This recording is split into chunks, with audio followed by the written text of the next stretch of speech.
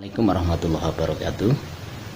Alhamdulillah teman-teman sekalian, para muslimin muslimat rahimakumullah, kita bisa melaksanakan puasa sampai hari ini. Kita masuk ke hari ke-8.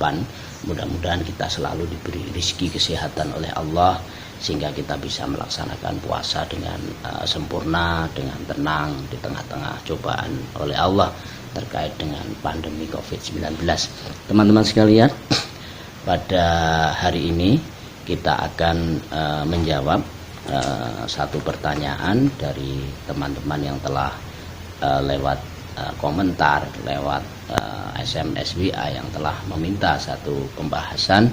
Karena memang seperti janji kita di channel ini, kita akan selalu mengisi Ramadan ini dengan satu pembahasan masalah-masalah fikih ringan terkait dengan bulan Ramadan. Nah, ada 5 orang yang menanyakan hal yang sama, yakni masalah bagaimana hukumnya orang yang semalam melakukan hubungan pasutri, kemudian sahur sampai masuk waktu subuh dia belum mandi. Ini apakah puasanya batal? Kemudian ada seorang wanita yang sedang haid, kemudian malamnya haidnya ini sudah berhenti, kemudian dia bersahur niat puasa sampai subuh dia juga belum mandi juga. Apakah ini diperbolehkan? Artinya apakah puasanya ini sah? Teman-teman sekalian, pada saat ini saya membawa kitab Nihayatul Zain, kitab yang sangat familiar, ya, dikenal di Indonesia, karya besar ulama Indonesia, yakni Syekh Abi Abdul Mu'ti Muhammad bin Umar bin Ali Nawawi Al-Bantani Al-Jawi, atau yang kemudian lebih populer disebut dengan Syekh Nawawi Al-Bantani.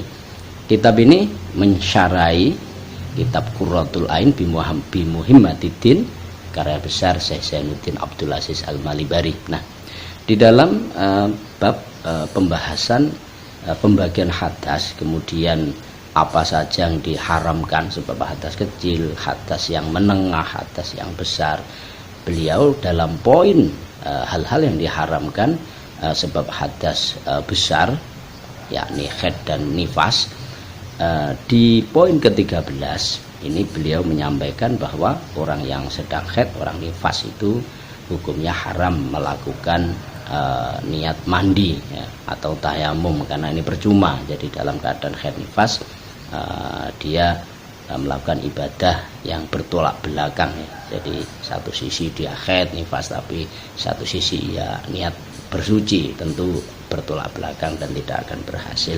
Sehingga ini dianggap tala'ub bil ibadah al-fasidah, yakni melaksanakan ibadah yang fasid, dan ini hukumnya haram. Nah, di penjelasan berikutnya ini ada, saya sitir saja, ada penjelasan begini: wa idzan qata al haidu awin nifasu halalahal huslu. Jadi ketika haid ini sudah berhenti, nifas ini berhenti, maka mandi ibadah yang asalnya ini haram menjadi halal. Wa halatolaguha, kemudian juga halal ditalak, karena seperti dalam fikih kita, orang yang sedang haid, sedang nifas, ini hukumnya haram untuk ditalak. Tapi kalau sudah berhenti, ini dia boleh atau halal ditolak. Wa saumuha, kemudian halal juga mereka yang berhenti haid nifas ini untuk melakukan puasa, ya, walau qoblal husli, sekalipun dia belum mandi. Jadi ini yang perlu digarisbawahi. Wartafa anha sukutu sholah, dengan berhentinya haid dan nifas maka rukhsah kemudahan kewajiban sholat yang asalnya gugur, maka ini menjadi berlaku kembali, ya. Jadi dari sini kemudian kita bisa memperjelas kembali bahwa orang yang haid, orang yang nifas ini kalau sudah berhenti, ya, dan dia masih punya kewajiban mandi, ya, mandi besar, maka ini di poin yang kita bahas, maka dia boleh melakukan puasa. Jadi niat puasa, ya, niat sahur, niat puasa, sekalipun ini dia belum mandi sampai nanti subuh ini belum mandi, ini tidak membatalkan puasa. Nah, kemudian jinabat pun sama, karena levelnya justru di bawahnya. Jadi kalau malam hari orang melakukan bersenggama kemudian belum mandi sampai subuh ini belum mandi, tentu ini tidak mengganggu keabsahan puasanya. Akan tetapi dari dua masalah ini, baik permasalahan haid nifas maupun jinabat, maka ketika subuh ini dia wajib mandi begitu ya. Kenapa? Karena ada kewajiban apa? Kewajiban sholat. Kalau sholat ini harus suci ya. Kalau sholat ini dia harus suci dari hadas kecil, hadas besar maupun hadas yang mutawasid. Tapi kalau puasa ini tidak menjadi syarat orang itu suci dari hadas. Jadi hadas kecil tidak batal ya. Kecuali kedatangan, sekali lagi kedatangan haid dan nifas ini baru lain ya. Jadi kedatangan bukan justru malah haid dan nifas berhenti gitu ya. Kalau ini tidak masalah sekalipun dia belum mandi. Tapi sekali lagi dia harus mandi ketika waktu subuh ini untuk apa? Untuk menyempurnakan atau menjadi syarat sahnya dia sholat subuh. Karena sholat subuh ini juga tidak boleh dikeluarkan dari waktunya. Jadi sebelum terbit matahari dia sudah harus mandi dan sholat, apalagi dia sholat berjamaah. Nah, teman-teman sekalian, yang kita bahas adalah tentang absah dan pulih. Tentu kalau kita memilih mana yang lebih utama, tentu mandi jinabat, mandi haid, mandi nifas ini sebaiknya ya tengah malam begitu ya, saat sebelum masuk waktu subuh, agar supaya apa? Agar supaya kita puasa dalam keadaan kita tidak menanggung beban hadas besar begitu.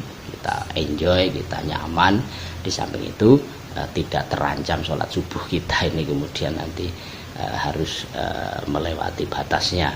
Karena mandi ini kadang kalau tidak diniati dengan seksama begitu, dengan mantep, biasanya orang ini akan enggan, apalagi musim dingin seperti ini.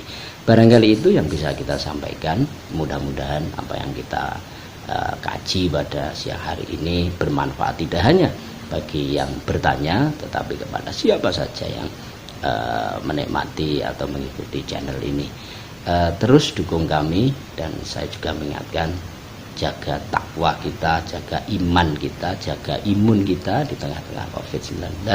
Mudah-mudahan kita tetap diberi kekuatan oleh Allah untuk selalu bersabar dan terhindar dari segala mara bahaya termasuk segala macam penyakit. Wallahul muwaffiq ila aqwamit thoriq. Assalamualaikum warahmatullahi wabarakatuh. La ilaha illallah Muhammadun Rasulullah alaihi salatullah wa alihi